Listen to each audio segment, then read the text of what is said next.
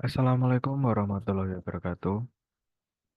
Halo teman-teman semuanya dan halo Bapak Ibu dosen. Sebelumnya perkenalkan nama saya Robi Junianto dengan NPM 5231011020.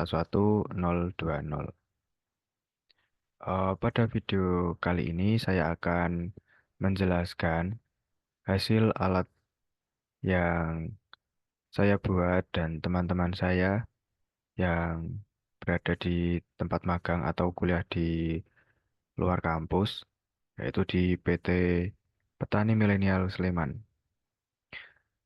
Alat yang akan saya jelaskan pada video kali ini yaitu alat investigasi dan irigasi tanaman hortikultur berbasis microcontroller ESP32. Tanpa berlama-lama lagi, mari simak video ini lebih lanjut karena saya akan menjelaskan komponen dan cara kerja alat yang kami buat. Yang pertama yaitu ini adalah foto alat yang kami buat. Maaf sebelumnya karena ini alat yang kami buat wiringnya masih berantakan pada foto ini, tapi ini masih dalam proses pengujiannya. Jadi mohon maaf karena ada kabel yang kurang rapi atau wiringnya yang kurang rapi. Selanjutnya komponen alat.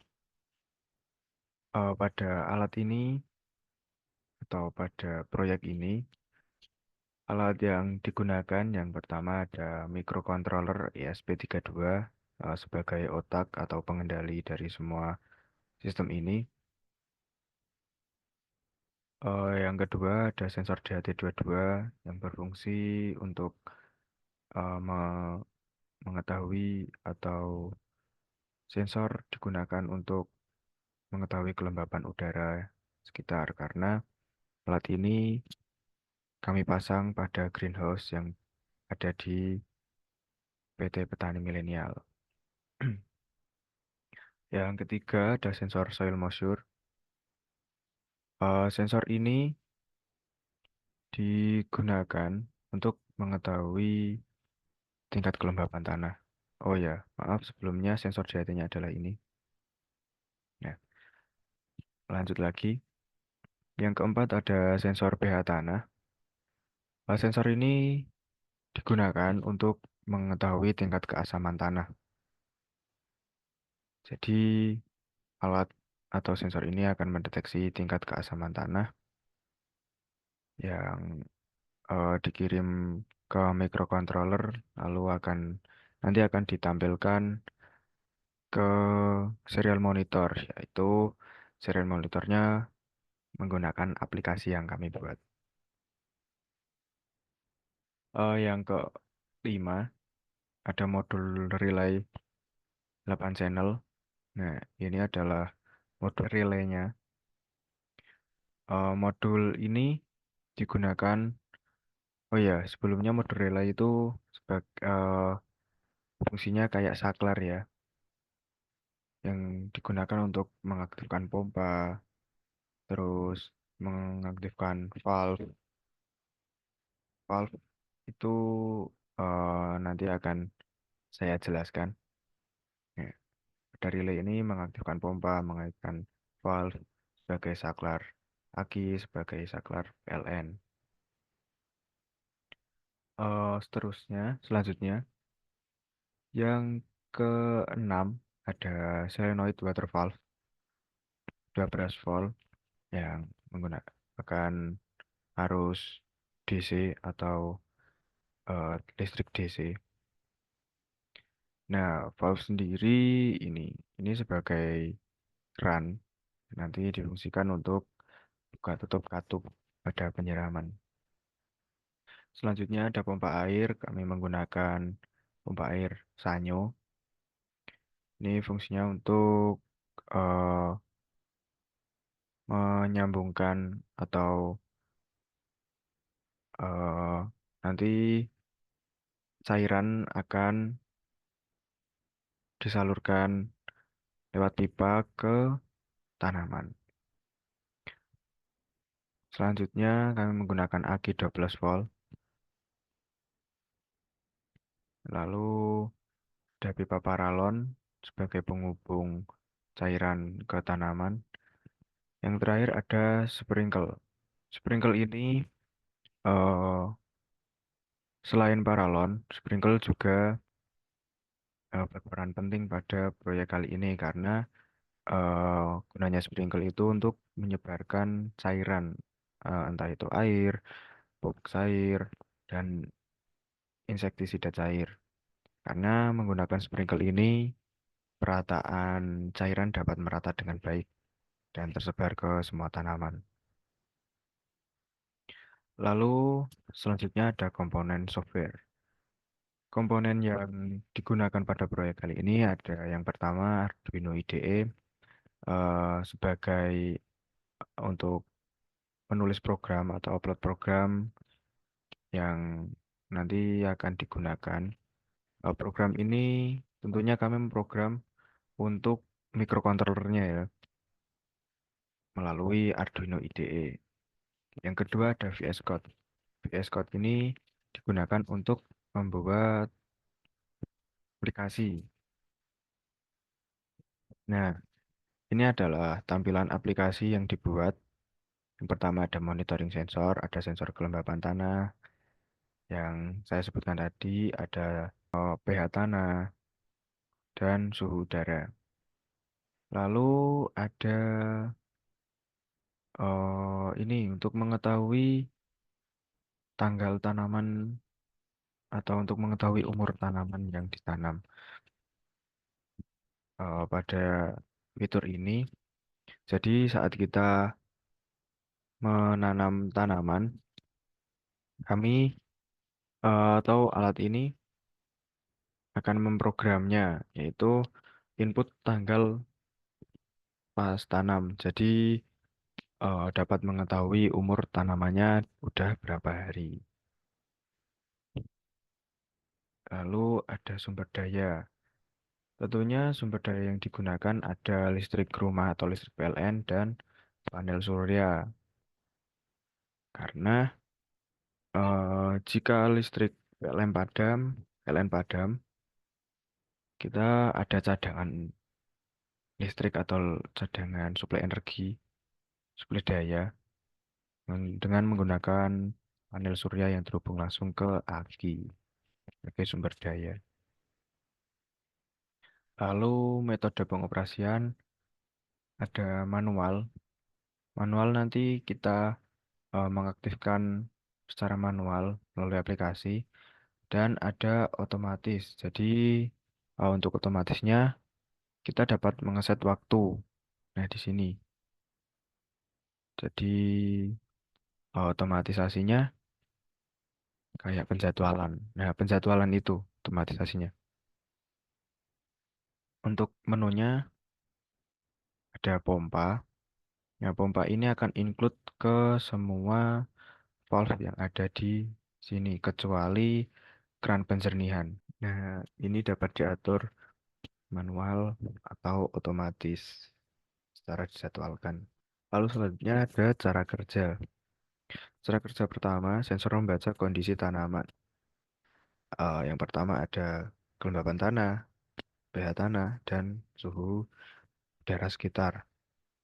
Kelembapan tanah menggunakan sensor soil moisture, yaitu untuk mengetahui kelembapan tanahnya kering, lembab, atau basah. pH sendiri untuk mengetahui tingkat keasaman tanah, tingkat keasamannya tinggi atau rendah. Nah, suhu ini juga untuk mengetahui suhu di dalam greenhouse, suhunya tinggi atau suhunya rendah. Lalu yang kedua, ISP memproses data sensor. Jadi, sensor-sensor tadi akan mengirim data ke ISP, lalu ISP akan mengolah datanya atau memproses datanya, dan nanti akan ditampilkan ke aplikasi yang kita buat. Nah, Selanjutnya, jika sensor solenoid membaca kelembapan tanah dan dinyatakan kering, pompa valve air akan aktif untuk menyiram tanaman. Nah, ini salah satunya untuk otomatisasinya. Selain pompanya di pompa air, entah itu pompa air, pompa insektisida, pompa pupuk, itu dapat dapat diatur otomatis atau manual. Lalu untuk cara kerja yang keempat, jika jadwal pupuk tiba, pompa pupuk dan pompa insektisida aktif sesuai umur tanaman. Ini yang dimaksud ketika pengoperasian melalui otomatis ya. Jika manual tinggal pencet-pencet tombol aja yang ada pada keran yang akan kita gunakan atau keran pupuk cair dan keran insektisida tinggal pencet aja jika kita melakukannya secara manual. Tapi secara otomatis akan dijadwalkan juga bisa. Pada kali ini, jika jadwal pupuknya tiba, alat akan secara otomatis bekerja sesuai jadwal yang kita tentukan. Nah, apa fungsinya kita waktu kita menanam tanaman, kita menginputkan tanggal atau waktu tanam kita, itu digunakan untuk mengatur pupuk dan insektisida sesuai dengan umur tanaman yang kita tanam. Eh, Jika tanaman itu masih kecil, ya kita dapat menyesuaikan lamanya pupuk dan insektisida disemprotkan. Jika tanaman masih kecil atau di sekitar umur 1 atau 10 hari, maka pupuk dan insektisidanya itu tidak akan banyak dikeluarkan karena ya cukup sedikit saja karena umur tanaman masih kecil. Nah, seperti itu contohnya. Lalu cara kerja yang terakhir, data sistem dikirim ke Firebase dan ditampilkan di aplikasi Android untuk monitoring. Nah, seperti yang saya sebutkan tadi, eh, data sistem itu akan ditampilkan melalui notifikasi di aplikasi Android yang kami buat tadi. Itu akan mengirimkan notifikasi entah eh, waktunya menyiram tanaman, waktunya memberi pupuk, waktunya menyemprotkan insektisida. Itu nanti akan dikirim melalui notifikasi pada aplikasi Android yang dibuat tadi. Untuk tampilan aplikasinya karena pada KDK kami membuat 2 proyek yaitu untuk hidroponik dan media tanah. Jadi tampilan utama aplikasinya ada 2 opsi. Karena video yang saya buat kali ini merujuk ke tanaman dengan media tanah, jadi eh, milih opsi media tanah. Nah, seperti ini contoh tampilannya. Ada kelembapan tanah, ada pH tanah, dan suhu udara.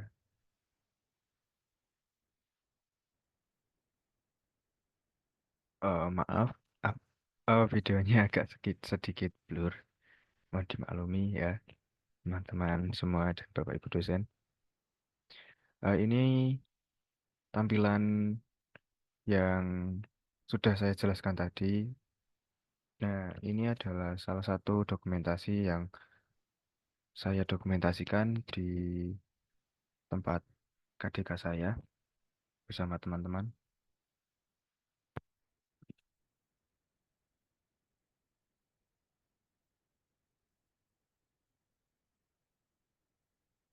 Nah, itu salah satu cara kerja manual untuk menghidupkan keran air. Jadi eh, melalui aplikasi sistem ini dapat bekerja karena terhubung langsung dari proyek atau alat. Ini dihubungkan melalui WiFi dari microcontroller. Nah, sistem ini bekerja atau sistem ini dibuat secara Internet of Things atau IoT. Di proyek yang kami buat ini adalah salah satu proyek IoT. Pada dokumentasi kali ini contoh pengaplikasian secara manual ya, teman-teman dan Bapak Ibu dosen. Nah, ini mari kita hidupkan pompa airnya. Nah, otomatis alat akan aktif. Nah, bisa kita lihat ini ada sprinkle yang meratakan penyemprotan ke semua tanaman. Dan ini salah satu dokumentasi kita di lapangan.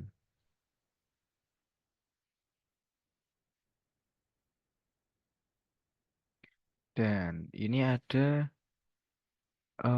valve pembuangan. Pada valve ini tidak menggunakan pompa karena pipa paralelnya berada di atas. Jadi jika valve atau kerannya ini dinyalakan, maka otomatis sisa-sisa cairan yang ada di atas pipa paralon tadi akan turun. Nah, tujuannya ada keran pembuangan ini digunakan untuk membuang sisa-sisa pupuk cair dan insektisida cair yang masih berada di pipa paralon karena jika tercampur dengan komposisi yang sangat banyak itu dapat berpengaruh kepada tanaman. Jika pupuk cairnya masih tersisa, itu akan mengakibatkan kerak dan menyumbat sprinkle. Juga pipa paralonnya juga bisa tersumbat. Jadi nanti eh, penggunaan selanjutnya dapat terganggu, seperti menggunakan pompa air untuk penyiraman tanaman dan insektisida yang akan digunakan dan pupuk yang digunakan selanjutnya juga nanti dapat tersumbat karena masih terdapat sisa-sisa kotoran yang ada di pipa penyiraman ini. Dan ini contohnya, air juga keluar. Mari kita simak videonya. Maaf sebelumnya karena yang dipasang pada dokumentasi hanya valve pipa air untuk pipa air dan valve pembuangan. Jadi maaf belum bisa menampilkan untuk kerja pupuk cair dan insektisida cair. Untuk contohnya kurang lebih seperti valve air. Jadi penyalurannya juga sama. Jadi keran dinyalakan, lalu untuk pupuk dan insektisidanya juga seperti itu cara kerjanya, seperti air tadi.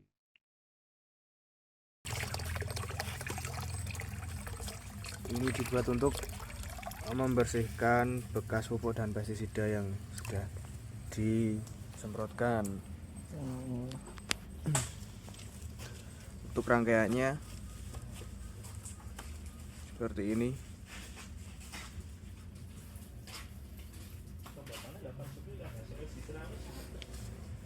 Dan untuk sensornya, sensor soil moisture dan pH tanah.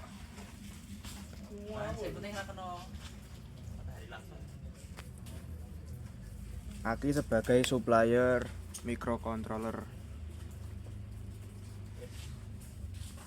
Dan untuk pompanya karena keterbatasan daya dari aki menggunakan listrik PLN. Karena belum ada panel suryanya jadi akinya masih lemah. Hanya cukup untuk mengaktifkan atau suplai daya mikrokontrolernya.